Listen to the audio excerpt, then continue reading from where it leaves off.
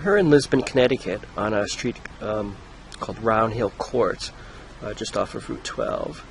And going back in time a little bit, we look back to June 13th, 1984, approximately 3:30 to 4:30 in the afternoon. It was at this time that an attractive young woman named Wendy Baribeault left her house, dressed in a white t-shirt with black sleeves, blue shorts, blue socks, and red sneakers, and began a walk that she had done several times before, alone and with friends. She walked from her house at 24 Round Hill Court, proceeded forward along her street, which was a cul-de-sac in which she lived.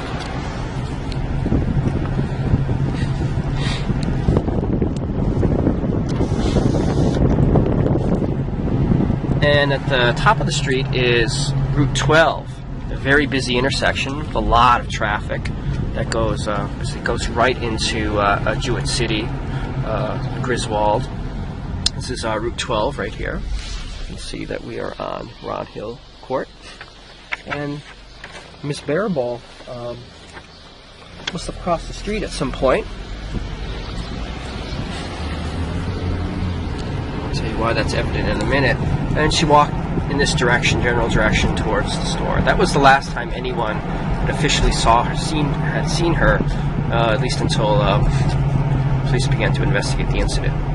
Now, this pull-off area here was where an individual, young male in his early 20s, had been passing by, going in the other direction, saw Wendy Baribeault,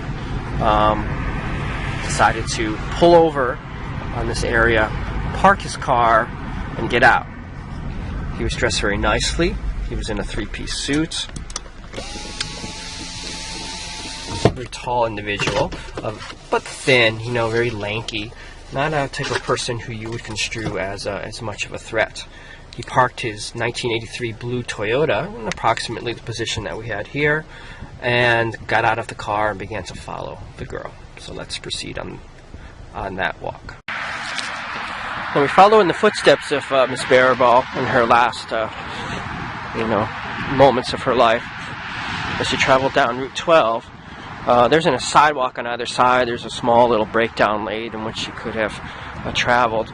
Just in looking, if she wanted to stay in the pavement, she most likely would have crossed over and walked in the other side of the street. And this is the general direction that a young man named Michael Ross encountered her.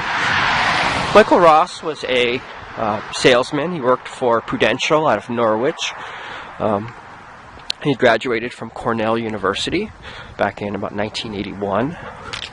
He had gotten into some trouble in New York, assaulting a woman. He even had admitted later he had committed rape. And it's around here where he struck up a conversation with the pretty young woman, inviting her to a company outing to engage her in conversation. You can see the traffic here, fairly continuous as we walk down this road in what would become an absolutely horrible crime scene.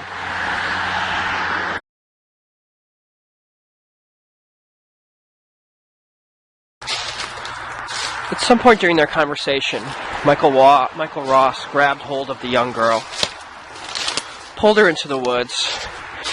He waited for a point where there was very little traffic and proceeded to draw her in and began to beat on her quite viciously. He pulled her in even further after she had been throttled, and that's when he told her to take off her clothes. He raped her, beat her some more, and dragged her, forced her over to the stone wall that you see behind me. Now, the beating actually occurred just off of the road, approximate location of where it occurred. So it's somewhere in this section of the woods here off of Route 12, well within the earshot of the traffic.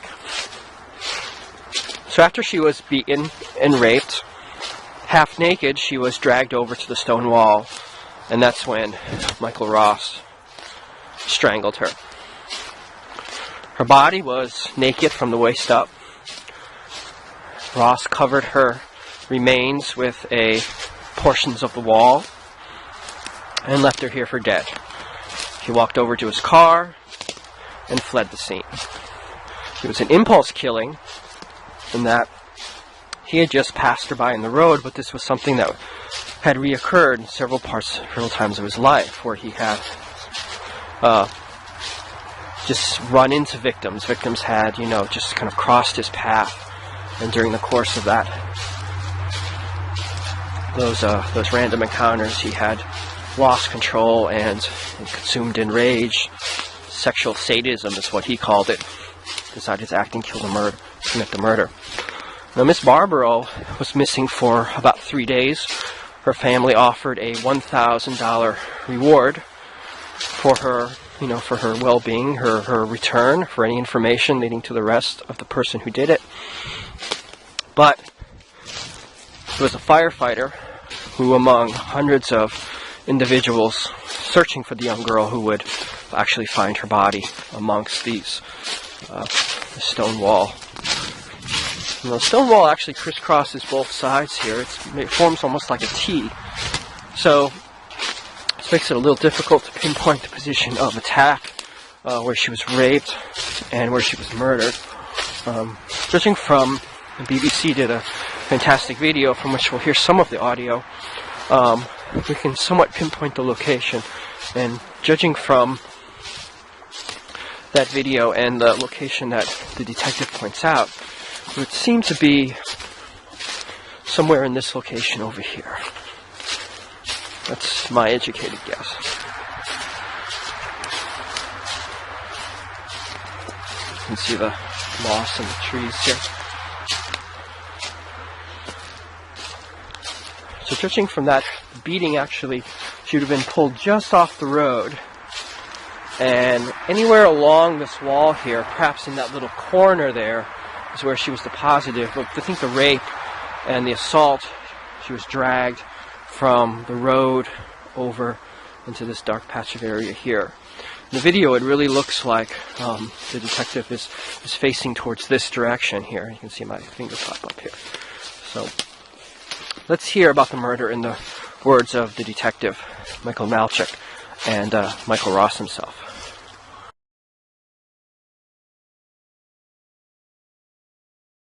The last victim in Connecticut that we were aware of was the one that ended up getting launched. It was a girl by the name of Wendy Baribeault.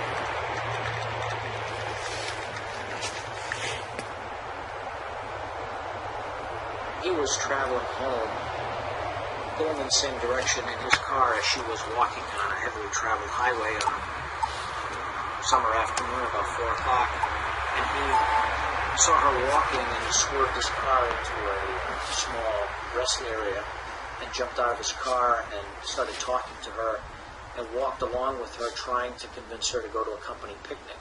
I was supposed to be working with a colleague that day. He called in sick in the afternoon. We're going to do cold calls, knocking on apartment sales. And he called in. He didn't want to do it, so I stopped at the printing shop, picked up some printing stuff. I was on my way home. It was 3:30 in the afternoon on a fairly well-driven road. She was walking along the side of the road, and I just stopped the car, got out of the car, went right there and killed her. He waited till he got about the spot when there was no cars coming, and he grabbed her and pulled her into the woods. Somewhere between the edge of the road and this spot here, he administered a beating to her, and then he made her take her clothes off, and he raped her and strangled her in that area right over there. I was dressed in a three-piece suit. I guess it was in broad daylight. There were about a dozen people who saw me well enough on the cars driving by to draw composite drawings. Close by to this area, and in fact we were correct. He lives only about 3 miles from the spot where he left the body. This was the case that eventually got Michael Ross apprehended and in which he finally confessed to the murders of all the women. When I attacked her, I don't believe I was in control. I don't think I could have stopped. Reason I say that is because there's a very clear point to me after she was dead when I was feeling, well, I didn't really feel anything. I mean, I knew what was going on, and I saw what was going on, but it was more like watching an old film that we used to see as kids in the high school, you know, I mean, in elementary school. They've been played so many times, they're all spliced, and it'd be going along and then jump. I'm not saying I wasn't there, it was a multi-personality or any of that kind of crap. I was there and I did it, but I wasn't 100% there.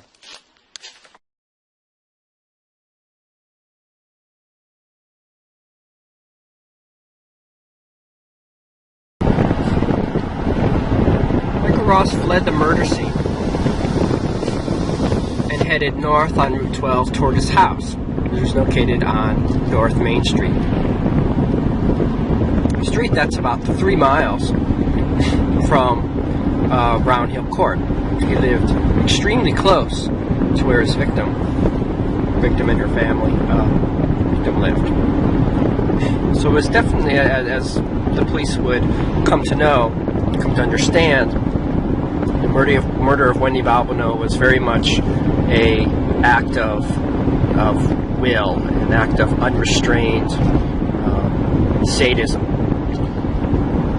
Michael Ross would forever be known as a sexual sadist, and he would admit to as much. So as the police began investigating, the only tips they really had were a physical description of a suspect who was seen following the young girl. They had several composites drawn. The road was a very busy street. No doubt it was, there were more than enough witnesses to see who the assailant was.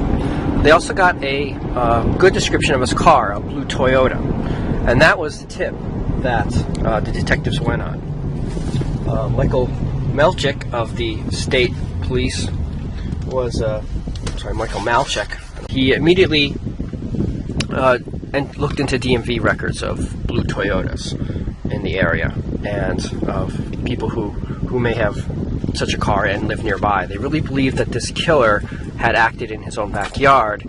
It resembled a case of somebody pulling over in their car and grabbing a victim and committing murder. It was very spontaneous. And so with that information, they truly believed that the killer had been a local. So blue Toyotas were immediately searched through DMV records in the surrounding areas, Jewett City and Griswold. And the first name on that list that came up from the DMV was that of Michael Ross. So we're on our way to his house right now to see where he used to live and where the police traveled to when they interviewed him in what would be the huge break in the case, not only in the murder of Wendy Baribeault, but also in the murder of 7 other women.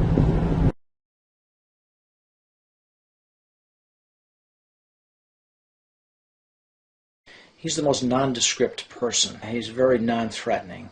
He's very articulate. He has a good personality. At the time of his arrest, many people were shocked. He worked in an industry as an insurance salesman where he had a great deal of contact with the public. And no one suspected, at the least, that he was capable of these heinous crimes. I felt like I was on the edge, like I was in one of them fly traps where the fly struggles and all, you just keep sliding down. I just felt like I was right on the edge, and like it was just going to be, it wouldn't take much to push me over. And it was very frightening back then. There was nothing threatening about him, and there was no signal to any of these people that there was a dark side, anything that they should be afraid of. He was able to conceal that until it came time for him to attack these innocent young women. I've dealt with a lot of criminals in my years as a police officer. If it's anybody that deserves the death penalty, it's Michael Ross.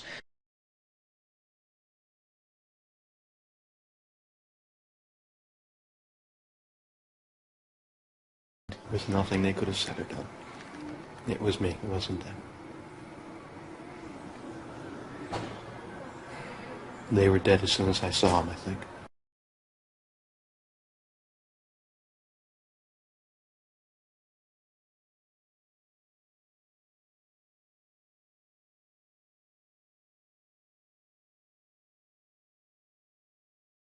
They got me on death row like that's supposed to be some big punishment. And for some of us, death is not a punishment. Living is what the punishment is.